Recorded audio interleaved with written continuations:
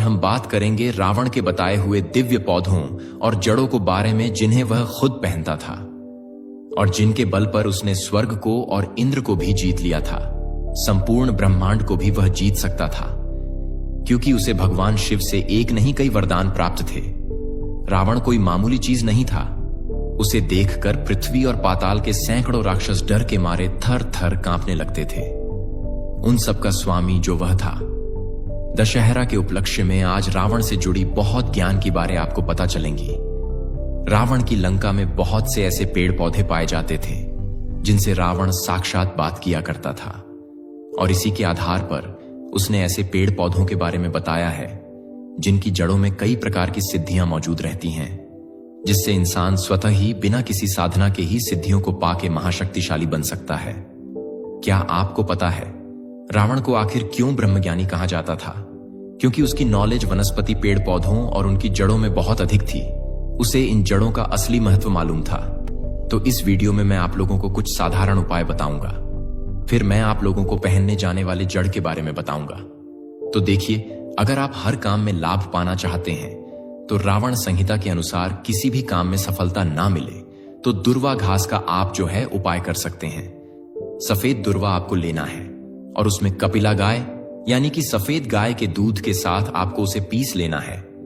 इसके बाद इसका तिलक आपको लगाना है। ऐसा करने से जहां भी आप जाएं, आपको उस कार्य में सफलता मिलती ही चली जाएगी। यह वशीकरण का काम करता है। जबरदस्त पावरफुल वशीकरण का काम करते हैं। और भी बहुत अच्छा गुप्त जानकारी बताने से पहले रावण संहिता की और भी जो कीमती जानकारी वह सब मैं आपको फ्री में बता रहा हूं। यह जानकारी आपको किसी किताब में नहीं मिलेंगी। तो यह सारी जानकारी बताने से पहले सभी दर्शकों से गुजारिश करना चाहूंगा, कमेंट बॉक्स में अभी तक जय श्री राम नहीं लिखे तो जय श्री राम जरूर लिखना। रावण संहिता के अनुसार अगर जातकों को व्यापार में नुकसान ही नुकसान हो रहा हो या फिर जातकों को धन निदान की कमी हो तो कुबेर मंत्र का जाप जरूर करना चाहिए। रावण कहते हैं इसके लिए जातक को सच्चे मन और पूरी श्रद्धा के साथ मैं कुबेर मंत्र बता रहा हूं। यह मंत्र का आपको कम से कम 108 बार जाप जरूर करना चाहिए। नित्य ही इस मंत्र का जप करने वाला धन में खेलने लगता है। यह मंत्र इस प्रकार है, ध्यान से सुनिए। वैसे मैं इसे स्क्रीन पर भी लिखवा दूंगा, अभी पहले सुन लीजिए। ओम यक्षाय कुबेराय वैश्रवणाय धन धन्याधिपतये धन धान्य समृद्धि में देही दापय स्वाहा। तो आप समझ गए ना? ये मंत्र जैसा मैंने आपको बताया है एक बार फिर से बोल देता हूं। ओके, ओम यक्षाय कुबेराय वैश्रवणाय धन धन्याधिपतये धन धान्य समृद्धि में देही दापय स्वाहा। दशहरा या दिवाली में जितना जाप आप करेंगे उतना ज्यादा इसका पॉजिटिव रिजल्ट मिलते हैं। आपके घर में 3 महीने के भीतर में इतना ज्यादा धन संपदा आ जाती है जिसकी आप कल्पना नहीं कर सकते हैं। लेकिन रावण संहिता की किताब कहती है कि नित्य रूप से अगर इन्हें 3 माह तक 108 बार जब पूरी लगन और मेहनत से किया जाए तो उस व्यक्ति के घर कुबेर एवं माता लक्ष्मी को आना ही पड़ता है। लेकिन यह मंत्र जाप करते हैं तो आपको सामने कौड़ी रख करके ही पूजा करना चाहिए, जपना चाहिए। जब 3 माह पूरे हो जाए तो उसे उठाकर जो कौड़ी है उसे जहां पर आप पैसा रखते हैं वहां पर रख देना चाहिए। मान्यता है कि ऐसा करने से जीवन में कभी भी धन्य धान की कमी नहीं होती। ऐसा मैं नहीं बोल रहा बल्कि रावण संहिता में लिखे हैं। चलिए अब इस वीडियो में जानते हैं रावण जी के अनुसार कि कौन सी जड़ी बूटी को धारण करने के बाद, कौन सी ऐसे जड़ है जिसे धारण करने के बाद हम अपने तकदीर को बदल सकते हैं, अपने बुरे समय को समाप्त कर सकते हैं, अपने भाग्य को चमका सकते हैं। पहला है काला धतूरा। ध्यान से सुनिए। रावण कहते हैं, रावण संहिता के अनुसार रावण बहुत बड़ा तांत्रिक था। इसलिए रावण कहते हैं कि जितने भी समाज में व्यक्ति की अनहोनी होती है, दुर्घटना होती है, मान सम्मान की हानि होती है, जीवन में तरक्की नहीं मिलती, व्यक्ति बहुत ही परेशान हो जाते हैं, सब ग्रहों के कारण होता है। शनि के कारण तो ऐसा माना जाता है जो काला धतुरा है। इसके जड़ में भैरव बाबा का वास होता है, महाकाल का वास माना जाता है और साथ ही साथ भगवान शनिदेव का वास माना जाता है। तो ऐसा कहा गया है कि काला धतूरा की जड़, जो व्यक्ति धनवान बनना चाहते हैं, मान सम्मान प्रतिष्ठा प्राप्त करना चाहते हैं या फिर राजनीतिक क्षेत्र से जुड़े हुए हों और चाहते हैं कि सभी लोग उनके बात माने, लोग उनके इशारे पर चले, उनके अनुरूप ही चले, कोई दूसरे कार्य ना करें या फिर व्यक्ति धनवान बनना चाहे सट्टे में विजय प्राप्त करना, चाहे शेयर मार्केट में अच्छे लाभ मुनाफा कमाना चाहते हैं, काले बाजारी से धन प्राप्त करना चाहते हैं, ऐसे व्यक्ति को काला धतूरा की जड़ जरूर धारण करना चाहिए। कैसे धारण करना चाहिए, कब धारण करना चाहिए, कौन से दिन धारण करना चाहिए, सारी जानकारी वीडियो के समाप्त में मिलेंगे। इसके बाद रावण जी कहते हैं कि काला अरंड की जड़, ध्यान से सुनना, जो काला कलर की अरंड होती है, सफेद कलर की। वैसे तो जो अरंड है यह आपको यत्र तत्र, जो रेड कलर की अरंड है यह भी यत्र तत्र आपको मिल जाते हैं, लेकिन जो काला रंग की अरंड है थोड़ा सा आपको ढूंढने पर वैसे मिल जाते हैं। कोई कठिन नहीं है, लेकिन थोड़ा सा दुर्लभ है। तो ऐसा माना जाता है जो अरंड है माता पार्वती के ही स्वरूप कहे गए हैं। माता पार्वती से ही अरंड जो है उत्पन्न हुआ है।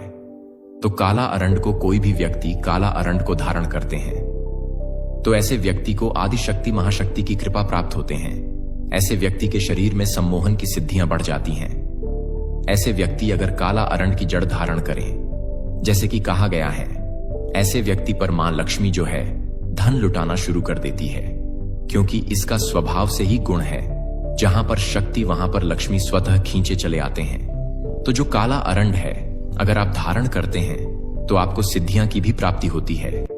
जितने भी यह 9 प्रकार के सिद्धि कहे गए हैं, 8 प्रकार की सिद्धि 9 प्रकार की निधि कहे गए हैं, यह आपको स्वतः प्राप्त होना शुरू हो जाती है। इसके कुछ आंशिक रूप आपको मिलते हैं। इसके बाद है काला हल्दी। ध्यान से सुनिए, मार्केट में सबसे ज्यादा जो बिका जाने वाला तांत्रिक चीज है उसमें काला हल्दी की गणना की जाती है। काला हल्दी को साक्षात माता काली की स्वरूप कहे गए हैं, जो काला हल्दी होते हैं। अगर आपको ओरिजिनल काला हल्दी मिल जाए तो ऐसा माना जाता है चलते ट्रेन को भी व्यक्ति रोक सकता है। काला हल्दी मिल जाए तो बंद ताले को खोल सकते हैं। काला हल्दी मिल जाए तो आप अपनी पुस्तक में लिखे स्याही को मिटा सकते हैं। तो इसके द्वारा और भी अनेक प्रकार के तांत्रिक क्रिया किए जाते हैं। ऐसा हमारे धर्म तथा तांत्रिक ग्रंथों में लिखे हैं। जैसे काला हल्दी से व्यक्ति पर नोटों की बारिश होने लगती है। अब होता है कि नहीं होता, लेकिन किताबों में यह जानकारी आपको पढ़ने को मिल जाते हैं।